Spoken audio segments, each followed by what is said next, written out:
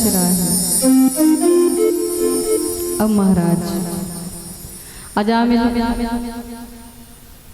24 घंटे अपने पुत्र नारायण को ही पुकारते रहते हैं। अच्छा एक बात बताऊं, पुराने समय में दादाजी जब नाम रखा करते थे तो कितने अच्छे नाम रखते थे। किसी का नाम रामचंद्र, कृष्णचंद्र, मधुसूदन, मुरलीधर, मनमोहन, गोविंद, गोपाल, कितने अच्छे अच्छे नाम रखा करते थे हमारे पूर्वज।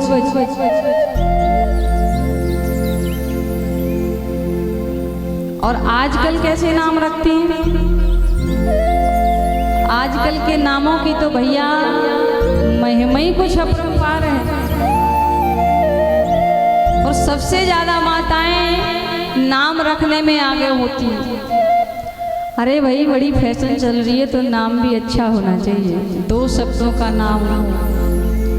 कैसे कैसे नाम रख देते हैं, रिंकी, पिंकी, स्वीटी, टूटी, फूटी। हाँ, पप्पू, डब्बू। बताओ ऐसे नामों से कभी उद्धार होगा क्या?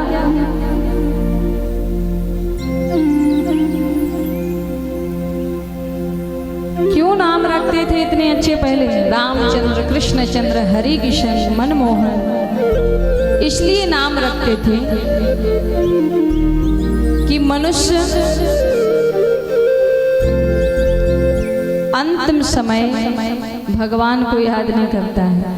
जब अंत समय आता है, मृत्यु का समय, तो उस समय परिवार वाले ही याद आते हैं। तो कम से कम बेटे का नाम लेंगे, पोते का नाम लेंगे, तो भगवान का नाम ही तो लेंगे। भगवान कहते हैं चाहे नाती का नाम लो, चाहे पोते का नाम लो, चाहे बेटे का नाम लो, लेकिन नाम तो भैया प्रभाव दिखाएगा।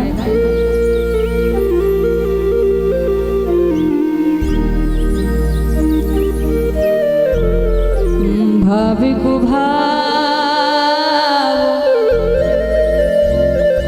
भावुक भाव अनखियाल सहो, नाम जपत मंगल दिस दसहु, नाम जपत मंगल दिस दसहु। इसलिए नाम को गाओ, भाव से गाओ। तो भाव से, मन हो तो गाओ, ना मन हो तो भी गाओ, कैसे भी हो लेकिन नाम गाओ। अजामिल यही करते थे। एक दिन क्या हुआ अजामिल की मृत्यु का समय आया।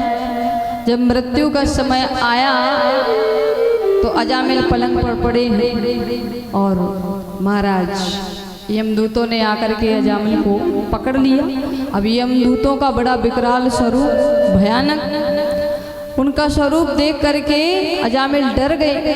वो देख रहे हैं, घबराए, चिल्लाने लगे, बचाओ बचाओ बचाओ। लेकिन भैया कौन बचावे, कौन आवे?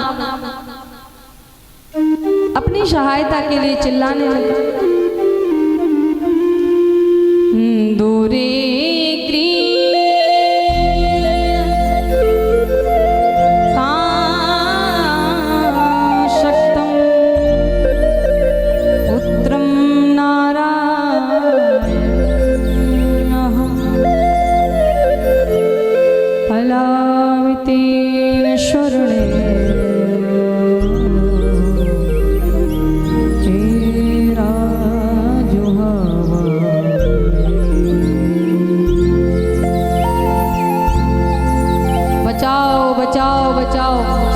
दरवाजे पर खेल रहा था बेटा नारायण।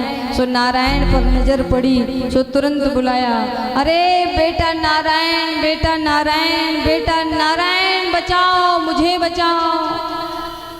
सो बेटा तो आया नहीं।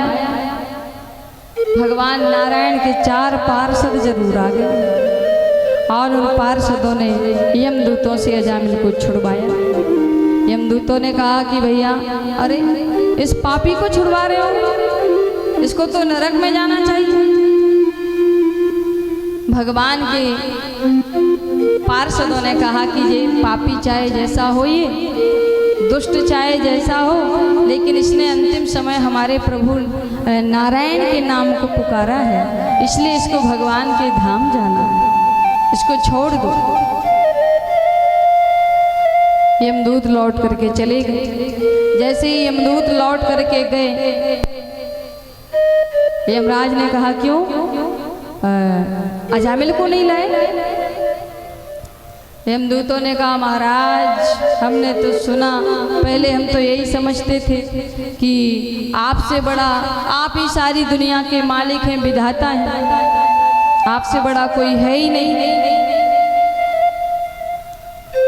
लेकिन वहां तो अपने बेटे के नाम को गाने वाले कोई भगवान के पार्षद आ जाते हैं। नारायण के दिव्य 4 पार्षद आ गए, बचा लिया, छुड़ा लिया, नहीं आने दिया। अजामिल के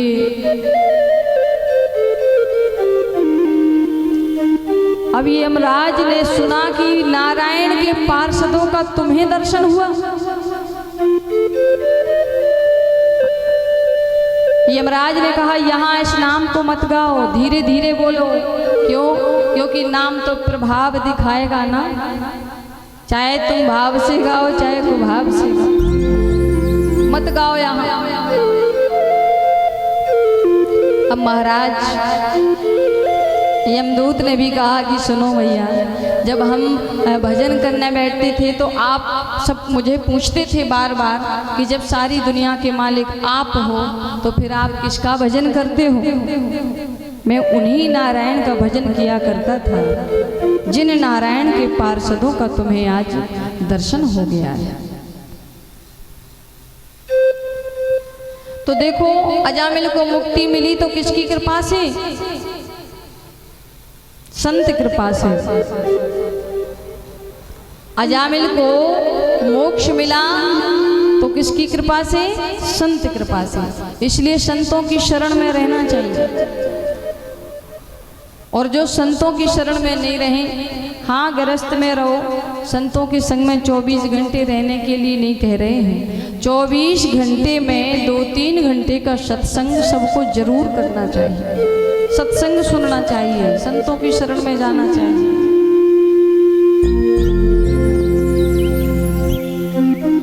मेरा तारे हरि से जुड़े